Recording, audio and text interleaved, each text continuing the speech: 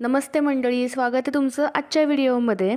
तर आज आपण पाहूया की आपले शिवभोले भोलेनाथ शंकर महादेव यांबद्दल. तर दिनांक 15 फेब्रुवारी 2026 या दिवशी महाशिवरात्र आहे. तर महाशिवरात्र म्हणजेच काय? तर महा म्हणजे मोठी, शिव म्हणजे शंकर आणि रात्र म्हणजेच रात्र. तर देव महादेव शंकरांना पूर्ण दिवस समर्पित करणे म्हणजेच महाशिवरात्र. या दिवशीच आपल्या देवादिदेव महादेव यांचा विवाह माता पार्वतींशी झाला होता. जगातील दुनियेतील सुंदर अशी ही जोडी आहे. तर आपण महाशिवरात्रीचे महत्त्व, सोपी पूजा संकल्प पाहणार आहोत. तर सगळ्यात प्रथम तुम्ही जर मंडळी नेहमीप्रमाणे महाशिवरात्र करत असाल तर जरूर करा. पण जर आणखीन काही सेवा शिवांप्रती तुम्हाला अर्पण करायचे असेल, आणखीन काही सेवा घडावी असं वाटत असेल तर हा व्हिडिओ मात्र नक्की पहा, कोठेही स्किप करू नका आणि आपल्या ह्या चॅनलला नक्की सबस्क्राईब करा. त्यामुळे तुम्हाला नवीन नोटिफिकेशन व्हिडिओचे येत राहतील.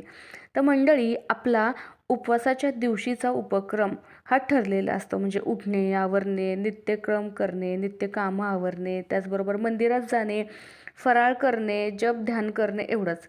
पण काही लोक एवढंच करत असतील तर अजून काही सेवा आपण नक्कीच घडून आणू शकतो.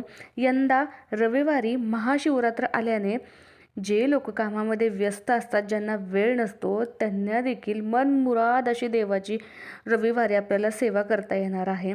तर तुम्ही जर पाहिलं असेल तर हे 2026 खूपच छान सुरुवात घेऊन आलेलं आहे. ह्या वर्षाची सुरुवातच गुरुवार या दिवसाने झाली होती. तसेच भरपूर सण उत्साह देखील चांगल्या वारी आलेले आहेत.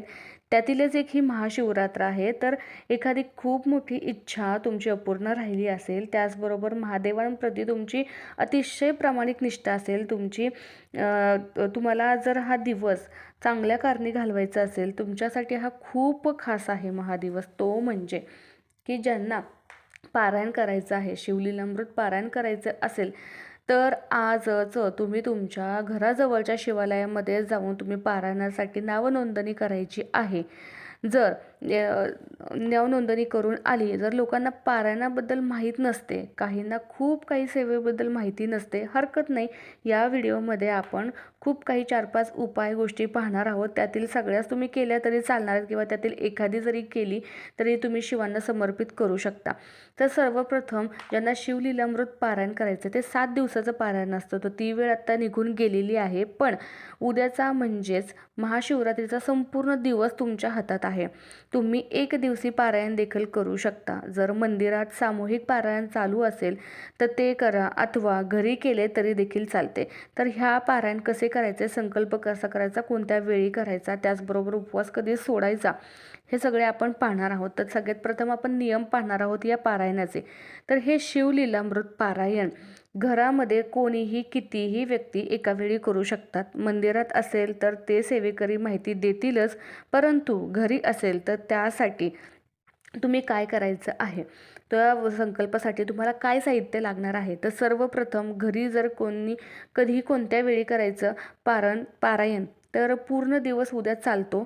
पण ज्यांना ब्रह्ममुहूर्तावर करायचं आहे, म्हणजेच सकाळी पहाटे 3 पासून पुढे किंवा पूर्ण दिवस अथवा प्रदोष कालापासून पुढेही तुम्ही करू शकता.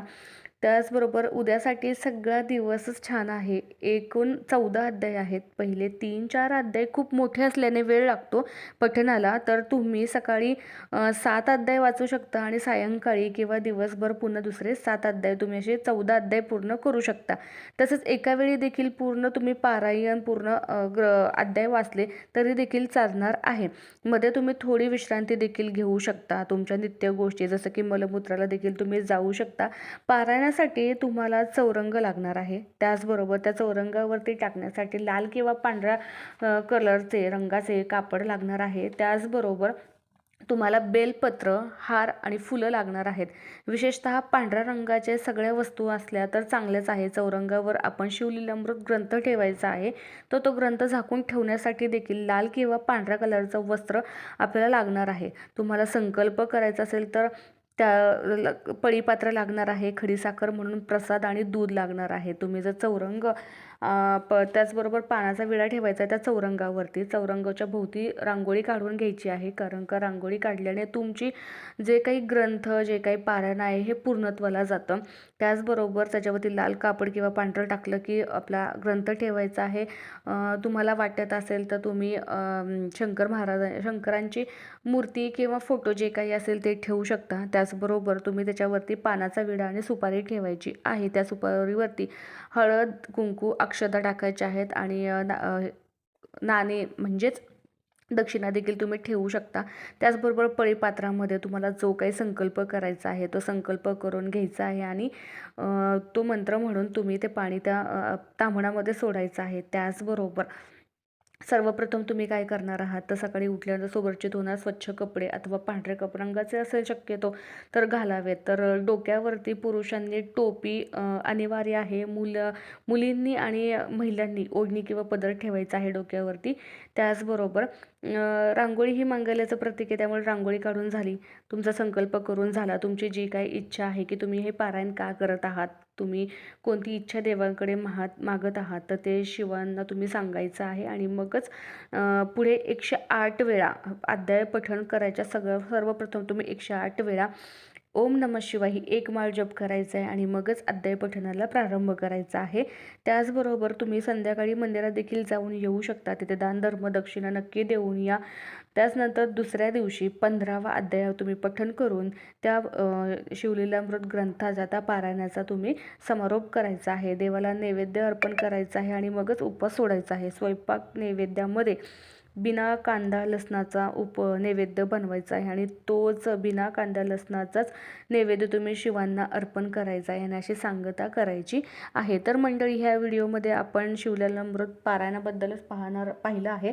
जर कोणाला पारायण नाही करायचं परंतु अन्य सेवा कोणती आहे ती आपण त्यासाठी मी दुसरा व्हिडिओ नक्की बनवणार आहे. तर त्या व्हिडिओमध्ये तुम्ही कसे पारायण नाही आहे पण कोणती सेवा करू शकता. त्याचबरोबर ज्या महिलांना दिवस राहत नाही आहेत मूलबाळ होण्यासाठी, तर त्यासाठी पण एक सुंदर असे उपाय आहेत जे तुम्ही उद्याच, मोठी रात्र आहे शिवरात्र, त्याच दिवशी करायचं आहे. तर ते देखील त्या व्हिडिओमध्ये पाहणार आहे. तर नक्की तो देखील व्हिडिओ तुम्ही पहा आणि याच्यामधला जो पारायणचा उपाय आहे तो देखील करून पहा.